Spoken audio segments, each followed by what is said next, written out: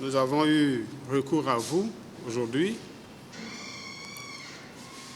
parce que la dérive totalitaire est en train de s'ancrer et de se consolider dans notre pays.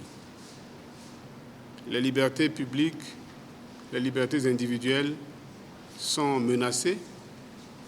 La liberté d'expression, la liberté d'opinion, la liberté de réunion sont menacées. Il devient de plus en plus difficile d'organiser une réunion, y compris dans son propre domicile. Même les réunions de famille sont perturbées. Et le plus grave, c'est que chacun de vous observe depuis quelques jours des vagues d'arrestations massives. Nous avions dit la dernière fois que nous avions des arrestations à la pelle. C'est exactement ce qui se passe, en violation de tous les droits, y compris du droit d'aller et de venir, du droit pour un Béninois de quitter Ouidah pour venir à Cotonou, de quitter Parakou pour décider de dormir à Cotonou, à Ouidah ou à Porto Novo. Les compatriotes, les concitoyens qui sont en mouvement sont interceptés et conduits là où vous pouvez imaginer. Le plus dur, c'est que les personnes qui sont interpellées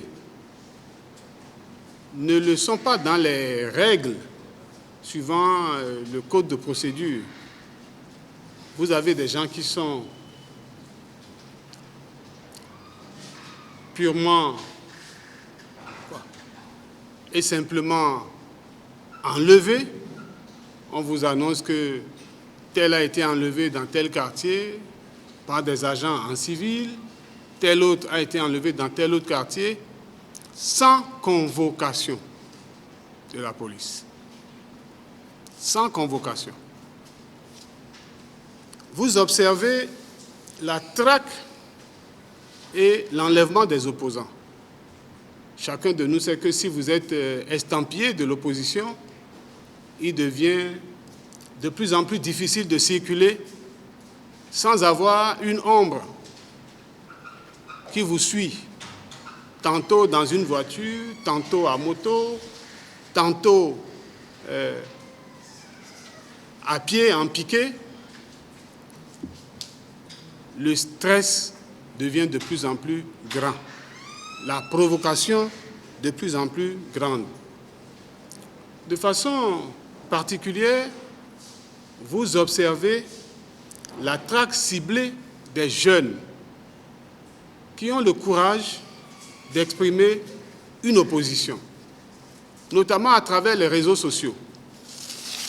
Au cours des semaines, de la semaine qui vient de s'écouler, de nombreux jeunes, comptés en dizaines, ont été enlevés dans ces conditions, parfois à des heures indues, 2 heures du matin, 23 heures, 4 heures du matin. Ce sont là des choses que nous sommes venus dénoncer et exiger que cela soit corrigé. Vous avez observé aussi que la plupart des dirigeants de l'opposition, au niveau local ou au niveau national, tous ceux qui refusent la forfaiture, tous ceux qui refusent cette imposture, reçoivent de plus en plus de convocations, Madame Amisetou, Monsieur Fikara, Monsieur Atikou, etc. Et ceci tous les jours. Et ceci tous les jours. Quelqu'un a ironisé pour dire qu'en lieu et place des actes de naissance gratuites que nous attendions, ce sont les convocations qui tombent à la pelle aussi. Les figures de proue de l'opposition sont donc perturbées. Et cela, nous devrions le dénoncer. Il reste un événement important sur lequel nous ne pouvons pas manquer de nous prononcer, c'est le siège, c'est l'état de siège que nous observons actuellement devant le domicile du président Yahi Boni depuis une dizaine de jours. Alors même qu'il y a eu des tueries sauvages, barbares devant son domicile, on observe que son domicile est pris d'assaut, en tout cas les rues qui ceinturent son domicile sont prises d'assaut par des forces de l'ordre. Tantôt on vous en annonce 300, 400, à des heures indues. Je pense qu'il est soumis là à une torture morale et chacun sait que la torture est un crime. Il est soumis à une torture morale en permanence. Quand ce n'est pas à 13 heures, c'est à 14 heures, c'est à 23 heures, c'est à minuit, qu'un certain nombre de mouvements se font à 1 heure du matin, que des mouvements se font un peu comme pour contribuer à le détraquer moralement. Nul n'est sans savoir que de la même façon, il lui est difficile, il lui est impossible ou refusé de recevoir son médecin, il lui est refusé de recevoir la visite de ses amis, de ses camarades de lutte, de ses collaborateurs. Tantôt, on annonce que personne, nul ne doit sortir ni entrer dans son domicile. Nous aurions même appris qu'on a refusé que la nourriture entre dans la maison.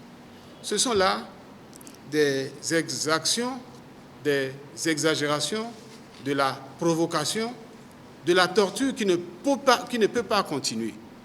Et nous appelons le gouvernement à mettre un terme à cela le plus rapidement possible. Qui n'a pas vu dans la ville de Cotonou ce déferlement de véhicules militarisés? Nous avions parlé des chars, des blindés. Nous avons maintenant les camions de militaires qui ne font pas que la ronde, qui débarquent aussi dans les maisons pour ramasser nos jeunes gens. Et donc, la quiétude des populations est perturbée. Nous sommes venus devant vous pour dénoncer cet état de choses. Au total, les Béninois ne sont pas tranquilles. Les Béninois, leurs droits d'aller, de venir sont violés. Leur droit d'avoir une opinion, leur liberté d'opinion est violée. Leur liberté de parole est violée. Leur liberté d'expression est violée. Leur liberté d'association est violée. Leur liberté, leur droit de se réunir est violé. Nous ne pouvons pas accepter cela. Nous savons que notre démocratie est déjà bradée. Elle a été ensanglantée et endeuillée. Mais nous n'acceptons pas que nos libertés, que toutes nos libertés soient confisquées ainsi. Voilà, chers messieurs et dames de la presse, les informations que nous avons voulu porter à votre connaissance.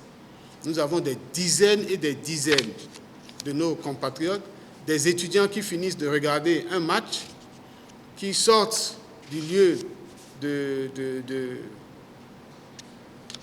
où ils ont regardé le match pour retourner dans leur cabine à l'université et qu'on ramasse